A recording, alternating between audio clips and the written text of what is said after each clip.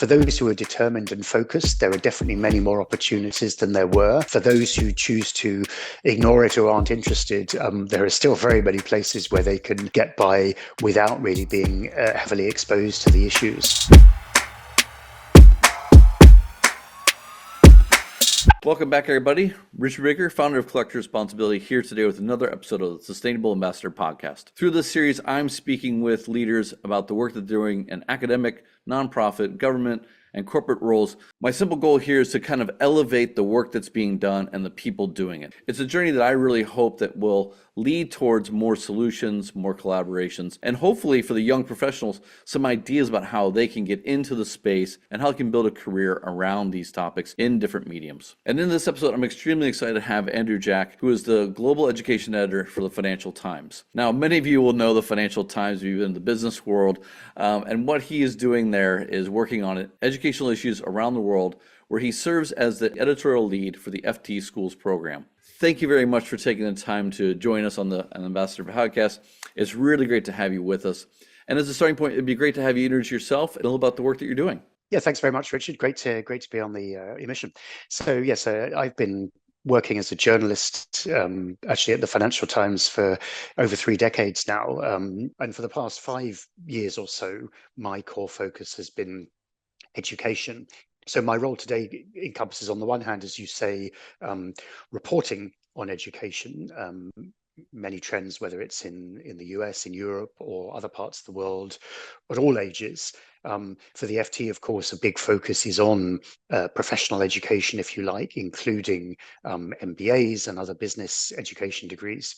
And then, of course, accompanying that data-rich analysis, if you like, a lot of wider reporting and analysis on the big trends, which has increasingly included, as I'm sure we'll come on to, a lot of discussion around environmental and wider social issues. Kind of off the back of that, when did sustainability become a topic of interest or coverage?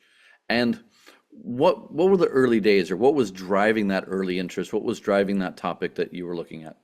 Well, look, I mean, I think for the FT and for me personally, these issues have always been important. I think some of the first articles I wrote, going back into the start of the 90s for the FT, were around issues including alternative models of business and governance, questions around privacy and data protection, actually, and very much issues around, if you like, planetary health. In terms of climate and sustainability within universities and within the business school sector, I think we've seen over the past, decade or more, and you would know, as you were saying, from your own experiences, how it's been evolving as an issue. I think for a long time it was very much a specialist niche. You've had some universities and business schools that kind of developed green MBAs or sustainability related MBAs. It's long been, a subject of electives, of individual champion professors, something as a little bit of outsiders. I think in the last 5 or 6 years, perhaps in particular, we're seeing it much more tightly embedded, certainly in terms of the demands from various of the groups that interact with business education. What's the current state? I mean, you've been writing quite a bit over the last year about not just the quality, but also the need to do more, but also some of the progress being made. And just broadly, what's the current state of affairs at the business schools right now when it comes to sustainability that you're seeing? And like, where have we come over the last 5 years, but even more so last 10 to 15? Most of the leading business schools, you will see something with a hint of green, if you like. But equally, still, I think in many of those, you could go through as a student and barely touch those issues, or at least just sort of, they're in your peripheral vision, if you like. And so I think, for the majority of students going through the majority of business school courses around the world, it's there if you want it. It's probably in most places pretty underpowered, and it's certainly not a tightly integrated, closely essential part of the training or research. But nonetheless, the the explosion overall in the level of academic research and publication, in teaching courses, and certainly in students and some of the networks also of academics thinking about these issues has grown very significantly. So would you say it's kind of early days then? Like schools just haven't worked it out, or do you think that we're actually kind of in a mature market where actually just a lot of schools haven't found a space for it or haven't found the need to invest into it, whereas others have? Yeah, I certainly wouldn't say it's a mature market. I'd say it's a very fragmented one. If you are, let's say, a student or indeed an academic who wants to find, if you like, a home in a school focused on the issues that matter to you like this, then there are certainly a growing number of places you can do it. But as I say, it's still very far from comprehensive. And there are a lot of breaks and limitations on it being scaled up further within schools and between schools. So yes, I mean, for those who are determined and focused, there are definitely many more opportunities than there were. For those who choose to ignore it or aren't interested, there are still very many places where they can get by without really being heavily exposed to the issues. How are the business schools kind of trending right now in terms of the general practices that you're seeing? Well, I think it's certainly becoming a bigger part of teaching and learning. So, as I say, I think you'll now find discussions, whether we call it ESG, sustainability, green or climate related topics, for example. In terms of academic research, we're seeing both a sort of growing number of networks. You've got, of course, the UN's Prime Network Principles of Responsible Management Education. You've got in the academic research space, you've got and teaching space, you've got networks like the group of impact and sustainable finance professors around the world. So in both the research and the teaching side, you're seeing a lot of growth in these sort of networks of exchange. And then on the student side, for a long time, but with increasing intensity, you're seeing both individual schools launching initiatives and then networks like Oikos, for example, or Net Impacts in the US and beyond, sort of umbrella groups trying to encourage and support and engage with this next generation of students that's interested more in social and environmental issues. Who are the main drivers that you see of this trend right now? Is it the students and just a generational shift to the generation that cares and wants to align values to mission? Or is it actually that the market itself is saying, hey, we need these students to be skilled up in these frameworks and these terminologies and these taxonomies so that they can actually perform better in the business world? Look, so I think the biggest driver is students themselves. I think definitely both those coming straight from let's say an undergraduate course or indeed going into undergraduate business, kind of infused with values and concerned as this generation quite rightly is around climate.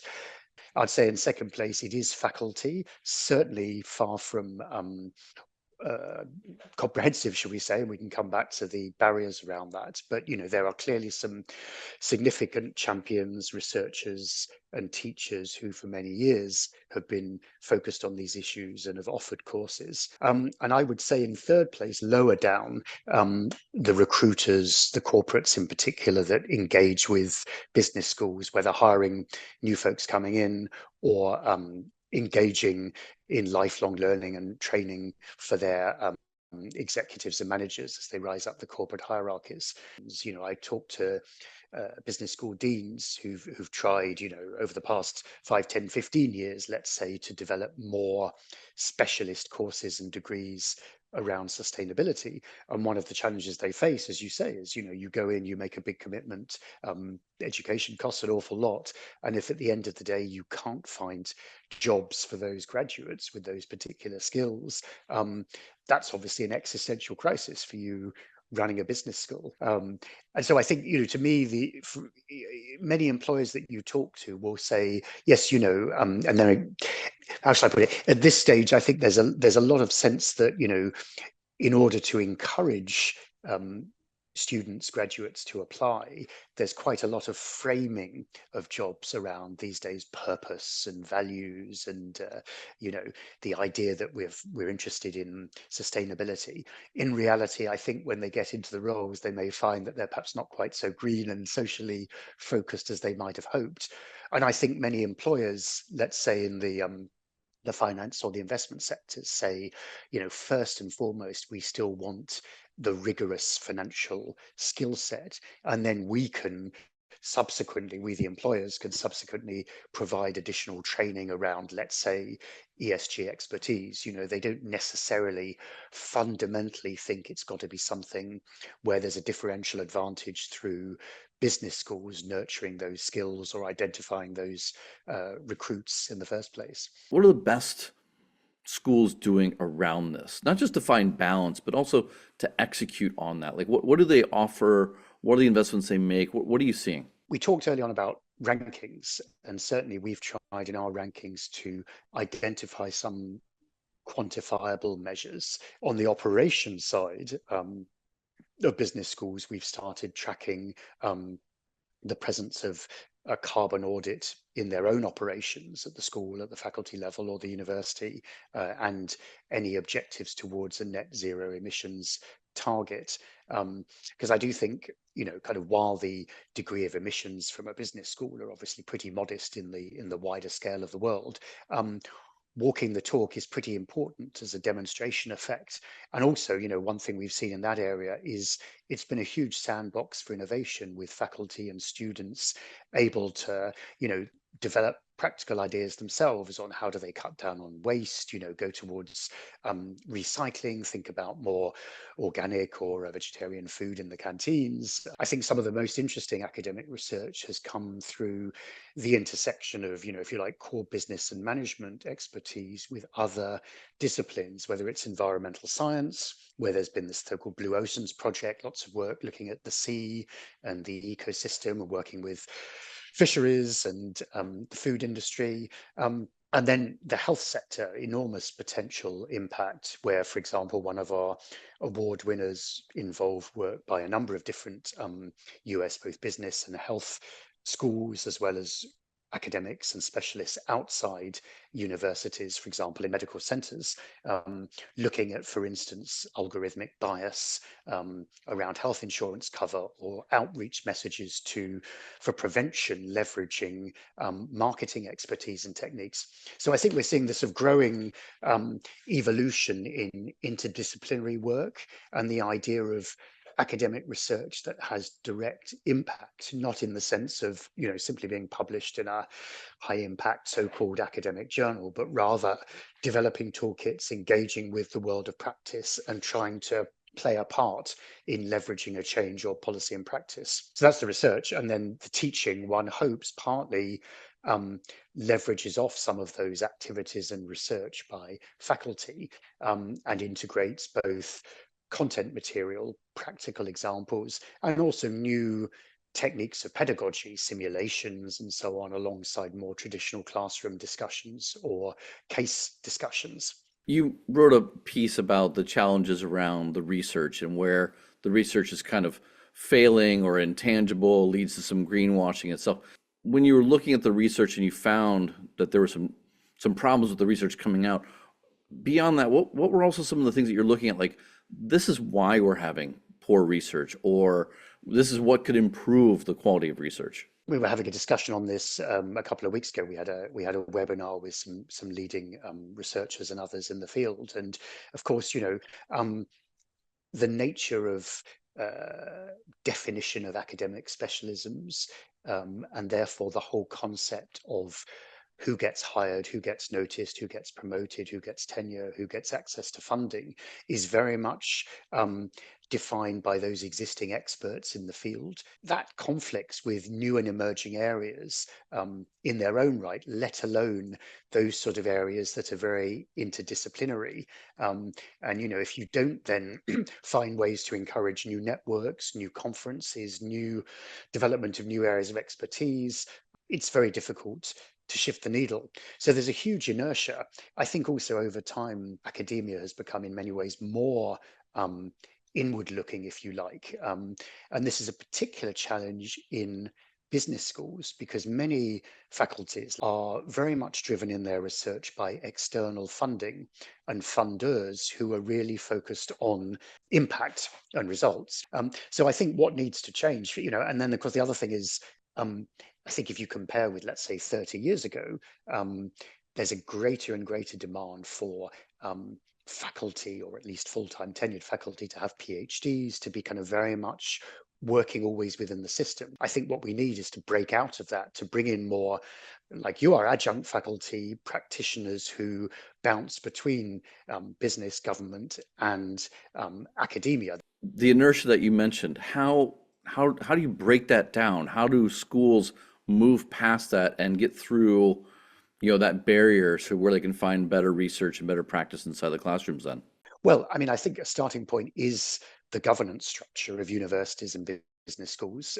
And one, I often talk to deans who say they themselves feel powerless in many institutions because it is the faculty committees beneath them that really have the power around appointments and around, the definition of what is academic success. I think we've become overly obsessed with a very tightly defined concept of academic success or impact based around publication in leading journals. So there's this real mismatch, paradoxically, particularly in business schools, between this theoretical construct and the world of practice. So I think we need, greater pressure all round to change that perspective. I hope things like our awards can help. I think ultimately, as we discussed earlier, it's really around the world beyond that needs to push for change, businesses and governments to say we need more useful research. And I think it needs, perhaps, if you like, greater, therefore, kind of willingness to be bold and even more vulnerable by school leaderships to say, let's actually prioritize high quality teaching, research with impact, an appetite to drive external funding, which brings with it more levers for accountability in practice. And that should push in a more positive direction of practice. Let's make the assumption that we improve the quality of research broadly across the space. How would that improve the outcomes for the school itself and for the quality of leaders? How would this really benefit the students, the schools, the teachers? Well, I mean, first of all, there clearly is an important and distinctive role for academia. You don't just want to move all your research to being consultancy for a particular organization, public or private. And I think it is really about trying to bring in external experts, engage with them, try to also jointly develop projects, so that they're conceived early on as kind of, what are pressing issues that need to be solved. And then, you need to find down the road, if interesting research comes out and if it's, subject to credibility checks and peer review, to then think about the world of practice and how ideas could be implemented. Now, sometimes there are issues of personality and character, if you like. Some academics prefer to perhaps be, buried in a library and focused on their own thing. They don't always have the skill sets or the interest to be the great disseminators of ideas or the implementers. Otherwise, they'd have become consultants or whatever. But I think, trying to encourage teamwork and partnership so that they can be linked up with others who are more familiar or engaged with that wider world are really important. What's the best path forward? Because I feel like oftentimes the academics, it's not just that they're academic, right? Like they're intangible because they don't really understand like how the issue they're focused on, the wider role it plays, and therefore how to tweak the system. And I also find that, the business practitioners haven't really thought about it academically enough to have a framework, to have a real depth of research. Like they've just been tactically running through the barriers. As you say, there are very different skill sets. You want academic rigor and independence and sort of deep thinking about the wider discipline. You also want practical exposure and people who are kind of working in the world beyond academia. There are some interesting models. I've seen some schools where they require their academic staff to spend a certain amount of time on placement, if you like, in private sector organizations or government. I think that would be a good measure. On the other hand, you also have a rise in, for example, these so-called DBAs, as opposed Doctors of Business Administration, which tend to be a bit more practical than a classic PhD, but have a sort of research and intellectual rigor. So that's a degree of integration, I think, would be a really important development to see more of. If you were talking to a business school dean right now, and you had the body of work that you looked at, be it the rankings, the research, what are 2 or 3 pieces of advice you'd give him or her to move sustainability forward in their school, assuming they were really committed to it and they understood kind of the interconnected that needed to be required, but they were just trying to get through the inertia or trying to figure like some best cases or trying to figure out some tools that they should deploy? Like, what are a couple pieces of advice you'd give them from the work that you're seeing or the conversations you're having? So I would say get involved with some of these different networks like Prime, like RRBM, see the way the mood is changing, both the AASCSB and the FMD, the 2 big accreditation agencies are now focusing a lot more on these issues. So tap into those networks of expertise and engage in the debate. And then, of course, above all, it's, as we're saying, it's discussing with the stakeholders. And that's talking to employers first and foremost about what their needs might be. Not so easy, because as we discussed, there's still a lot of inertia. Talk to the faculty themselves and try to identify some champions internally, and then try to challenge the existing systems by putting in some of those external forms of accountability. It is a challenge. It is not easy. There's no guaranteed formula for success, but really think about a few core areas where you could start to shift the needle with, a little bit of extra work, revising the curriculum, including something in the core, a class, an area where there's some best practices that could be integrated at least as subjects for debate rather than dismissed or ignored. And then start to use that and engage with others to share expertise and see the results. If you were speaking to a student who was sustainability minded, like they wanted to use business as a change agent for good, how should they approach finding the right school for them? Well, in a sense, I suppose you perhaps almost have to start by thinking beyond the school. Really think about what skills, what values, what your personal ethics are, but also what the potential could be in both newer and more already focused, but also kind of older and more established but influential groups, and therefore kind of think about in the wider sense what the opportunities could be. And then it's almost the same approach as thinking about specifically the business school. Try to reach out, whether it's through LinkedIn or through personal contacts or through recommendations in organizations or the schools themselves, to current and former students, get a sense of what the experience was like, and then start to think backwards, therefore, what would the learning experience be? Are there certain schools or courses that align more closely with your interests and your values and your long-term objectives? But I think the other thing is always in these situations to recognize the need for pragmatism and flexibility. You won't necessarily end up being offered, being interested in at the end of your course, the things that you thought from the start. But do think at least fundamentally about, the investment of time and money you're going to make in the next year or two going into a degree program, and think about, the nature of that student mix, some of the individuals there who might motivate you as teachers or academics, the structure, the physical location, how far it is part of, let's say, a wider university or a kind of regional ecosystem. All of those things fundamental. So rankings and data can help, but individual discussion and investment in trying to reach out and network is just as important to try and get a full and useful picture.